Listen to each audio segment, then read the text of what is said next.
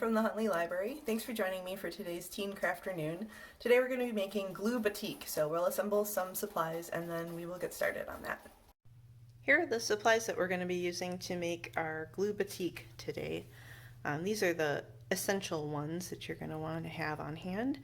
First of all, you're going to need some glue. I'm going to be using this clear glue.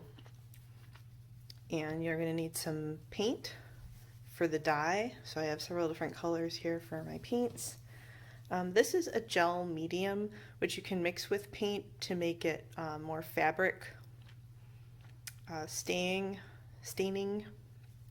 So it's just called a golden medium.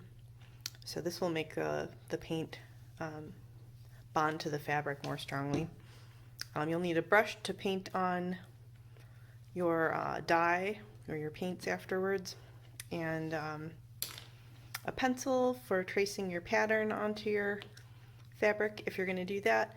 And I'm using a marker so that I can create a pattern first and then see it through the fabric in order to trace it where I want it to be. So make sure you have those things and then we will get started. So one of the questions is, what am I going to do with this after I create this lovely work of art, my batik? And you can do all kinds of things with it. If you're using a bunch of different squares or rectangles like this, you could sew them all together and make kind of a quilt or a wall hanging. You can batik something that's already been sewn together, like a pillowcase or a t-shirt or a sheet, depending on how big you want to work. I'm going to be using these small rectangles of cloth just because I want you to be able to see what's going on. And then I think I'm going to stick mine in a picture frame. So I have a picture frame here that I'm going to use, and I cut my fabric to fit the outside of the picture frame, and I'm going to flip it over and wrap it around a piece of cardboard, or possibly even this piece of cardboard that was included, just to tighten it and make it taut around the cardboard before I frame it. So this is the area that is going to show on my fabric. So to make sure that I'm drawing my design in the right place on the fabric, I'm just going to pop out this part of the frame here and flip this over so I can trace the rectangle that's in the middle here, so I know exactly what size I have to work with. So this way, if I draw something on my fabric, I'm going to make sure that it falls within the area that you're going to be able to see when it's in the picture frame, so that it doesn't extend around the edges unless that is aesthetically pleasing. So whatever my design will be is going to fall within that area. So you can come up with whatever design you want to use. You can draw something from scratch or trace something that you found. You don't want to make it too complicated because you're going to be drawing over with it, or drawing over with glue afterwards. And so if you have a lot of details, the glue might just all run together and you might not be able to discern those afterwards. So let's see. I'm going to do just some leaves, I think. And I'll come back in a moment and make them a little bit more detailed. I'll do maybe like a fern sort of leaf. Many lobes.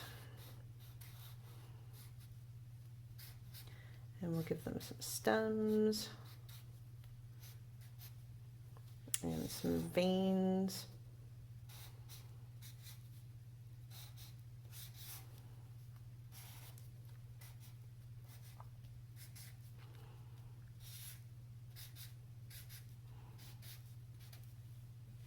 And I can change the thickness of these lines when I go back over with the glue.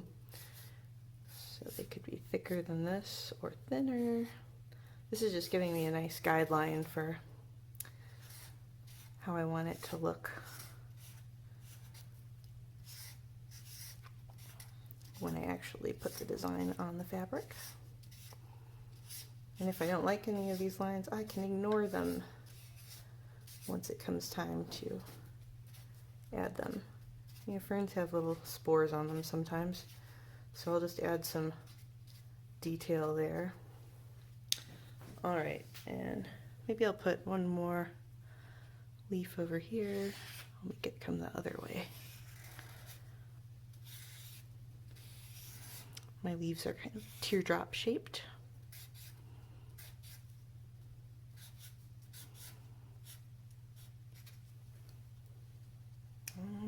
That looks pretty good. So that's the design I'm going to work with, and hopefully when I lay my fabric over it, I'll be able to see that and trace it out. Now you could iron your fabric first so that it lays super flat, and I think I'm going to do that when I'm ready to put it in the frame after it's all done. But right now I'm just going to trace in pencil what I drew. If you're confident with your design skills, you can just draw directly on the fabric or even start directly in with the glue. I like to map stuff out sometimes so that I know how it's all going to look as a whole. Sometimes I don't use the whole area of a piece of paper or a piece of fabric to its maximum, and things end up like either in the corner or right in the center, and there's lots of empty space around them. So this helps me decide where to put everything if I map it out beforehand. You can see I'm changing things a little bit, and I can change them again when I put the glue on too. Add those little dots here and there. I don't want them on all of the leaves or all of the fronds. Okay, and then when I take that paper away, you can still see the pencil design on there. So we're good to go. I don't want to use the marker on here because it's a permanent marker. If you have washable markers, that might work out okay. I have not tested those, but the pencil should wash out and you won't have to look at it afterwards after you do your design. This is some butcher paper, but you could also use wax paper or plastic wrap or a plastic bag or aluminum foil, something to protect your surface that you're working on. Because the glue is probably going to come through the fabric a little bit when you apply it, and you don't want to get it stuck to your table while it's drying or get glue all over your work surface. So make sure you put something down to protect it, and if it's popping up like this, you could even tape it down. I've got a little tape right here, so I think I'm just going to tape everything down so that it doesn't move around when I'm working on it. Feel free to join me in doing that. I was researching a little bit where batik comes from to see, you know, what its origins were, and I read that they found examples that are 1,500 years old that come from various cultures. So Egypt and the Middle East, and then later on there are examples from China and Japan and Turkey and India and lots of other places that all use a resist technique, like they apply something that protects the fabric from absorbing dye in certain places, like a wax or glue, like we're going to use today, and prevents the dye from soaking into the fabric and dyeing it, and then they can make these cool patterns or designs on it. And it became very popular in Indonesia and a part of Javanese culture to make very intricate batik designs. And they actually use wax and a special pen to draw with the hot wax onto the fabric. And they map out designs ahead of time too. For things that look more mass produced, they even have a big copper stamp that they can use that uses the hot wax, and then they can just keep stamping that in a pattern so it all looks the same. And that's how they create some of their designs. And for traditional batik, when you're doing it, you would apply your wax, your hot wax, in our case glue, to all of the areas that you don't want to pick up color, and then you would dye it one color. Then when that was dry and you achieved the color that you wanted for that layer, you would apply wax again to areas that you wanted to stay that color. And if there were areas that had been waxed before that you wanted to pick up the next color, you would break the wax off of those and then dye it the next color. And then this process would continue going on as you had layer and layer and layer built up of different colors on there. And they have a cool like crackling or marbling effect too. So if you wanted to add that to your design, you crack the dried wax, or in our case, the dried glue a little bit. And then some of the dye will stain into it and create kind of a marbling or crackled looking layer. So we're ready to start gluing. So give me a moment to get my glue ready and we'll get going with that.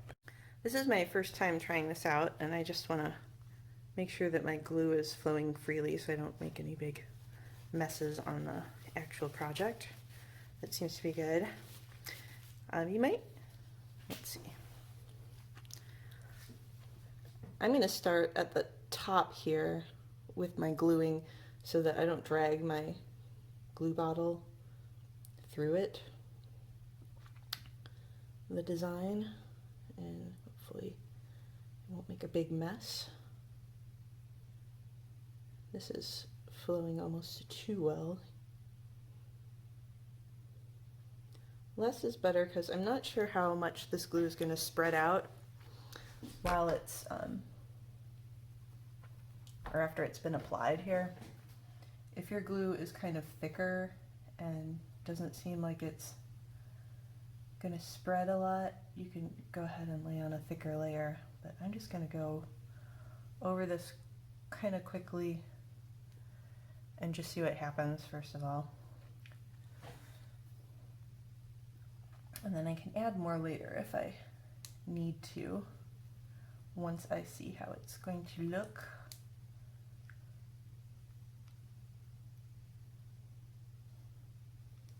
And you can have the nozzle of the glue right up against the fabric here. You don't have to hover over it. It's easier to trace if you have it pressed down. You have more control over what you're doing. It's a little tip for you that I am just learning about right now.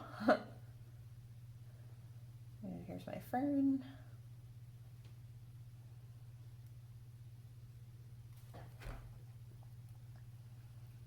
This glue bottle likes to blow bubbles, which may mean I need to go over some areas later on if it's done that.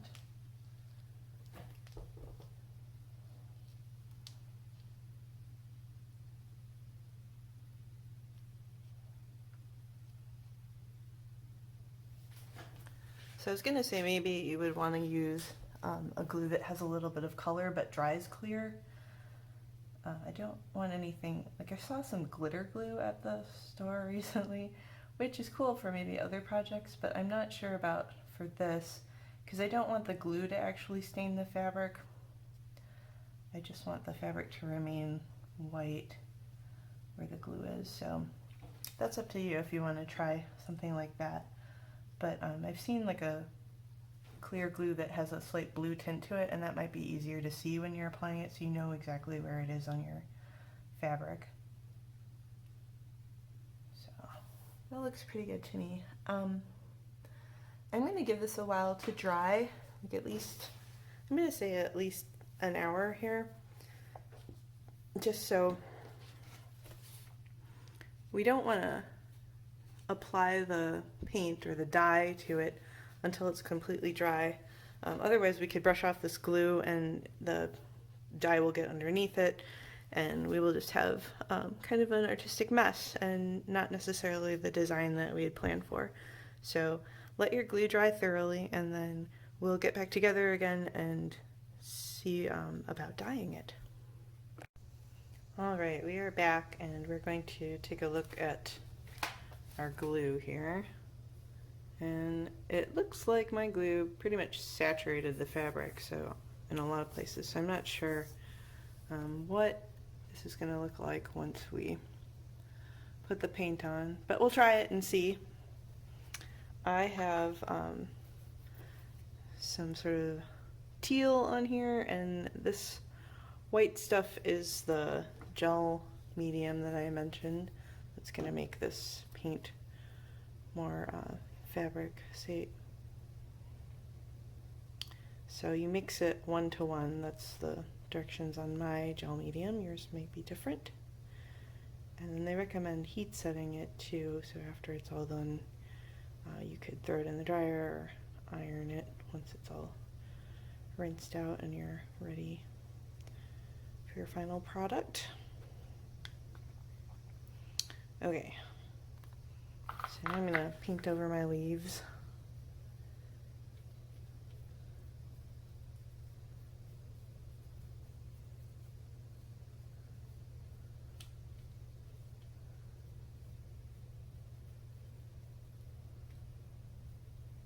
Hopefully we'll get some of the green staying behind or teal, and some of it being resisted by that glue. But it really looks like the glue is all over my design there, so I don't know that we're going to get any definition here.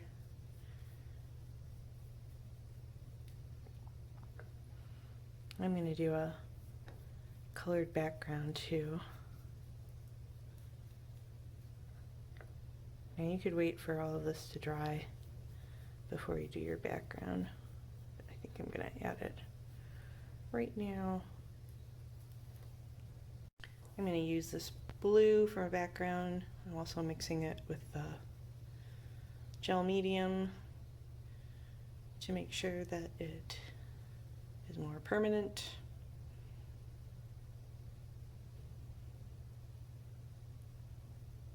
Again, that's a 1 to 1 ratio of medium to paint. And then I just want to fill in all this background here, which also has a fair amount of glue soaked into it, so we'll see what happens.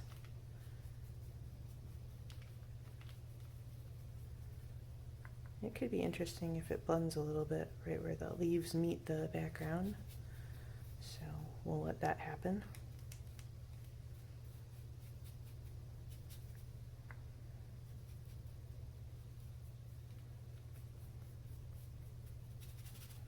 And since this is going in a frame, I want to bring that color all the way out to the edges here.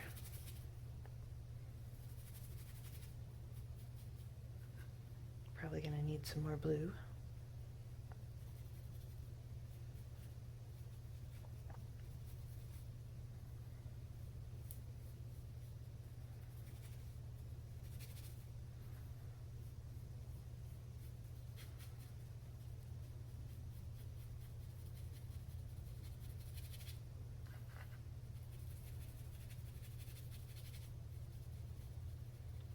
Make sure you still have something underneath your fabric so that you're not painting on any surfaces that you want to keep clean.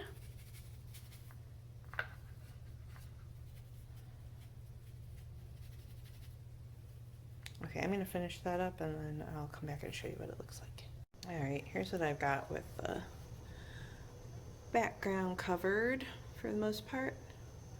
It's kind of a big splotch right here, so I'm going to smooth that out a little bit. And trying this for the first time, so I'm not exactly sure how it's going to work. I'm going to add some light green accents to my leaves too and See if that shows up. Still mildly hopeful that the glue will actually resist the paint here. And just in the parts that I wanted it to, and not the whole design like it was looking. Okay, so now I'm going to wait for all of this to dry, and at that point I'll be able to rinse off some of the paint and rinse off the glue and see what we have left over. So again, we're going to have to wait a little while for all of this to dry. Looks like some of it's drying already, so maybe another hour for this. So my batik is nearly dry, I think, so I'm going to take it off of this piece of cardboard that I had it taped to, and the butcher paper. Hey, the tape did a good job keeping the paint off of those areas. Maybe we should use that next time. Still not sure how this glue turned out.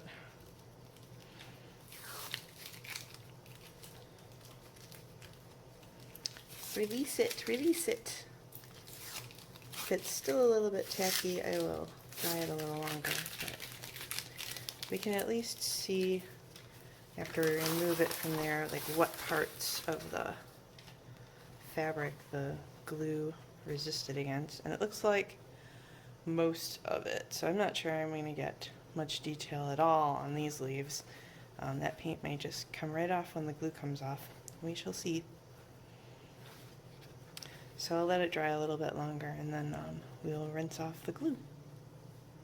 I wanted to show you one more example. This one I was a little bit less heavy-handed with the glue, so you can see on the back here where the glue resisted. Those are the areas that are white or lighter. So this one may actually have some detail when I rinse it out. Here we are at the sink, and we're about to wash off this glue. And for this part, you're going to need warm water to kind of melt the glue, and once that's a little bit too hot, good. Once that starts to come off, you can add a little dish soap to it, or laundry detergent, just to get that off of there. This is the wrong side, I guess, of the fabric. This is I painted this side, so the paint that's on top of the glue here is going to come off as well. And you can see that that's starting to happen. But the back gives you an idea of like where all of the glue saturated the fabric. So I'm going to keep doing that, and then I'll show you what it looks like when the glue and the paint that's on top of that is all off. Here's what it looks like all washed off. So you can see my glue just kind of got all over the place. So it's really hard to tell what exactly is going on here. But I did get some nice color in the few places that actually didn't have glue on them. So what I can do now is go back over with the greens and outline the leaves how I want them to be, and then I can just leave the white lines where the glue was. Yep, and fill in all those spaces. So I have a little bit more work for me to do, and hopefully if you were a little bit less generous with your glue application, you will not have to go back over and do the same. But this is more like traditional batik in that we're doing multiple layers of colors in order to get the effect that we want. So that part looks nice. Alright, so here's my repainted batik, because the glue just kind of oozed everywhere here, so I had to add my details back in after I rinsed it out the first time. But it looks pretty nice right now. I'm still waiting for this paint to dry. Something I discovered from the repainting process was that if you don't let it dry completely, it just washes right off. So I'm letting this dry and bond, hopefully, completely. And then I'll try rinsing it again and see what we get. But for the time being, I'm going to show you how I'm going to frame up my other example. So this is the back of the picture frame. This is kind of a cheap frame. So this is just cardboard, and I stretched my design around it and then just used painter's tape to tape it down. So not the prettiest. If you have another piece of cardboard that's not the backing of the picture frame, you could use that.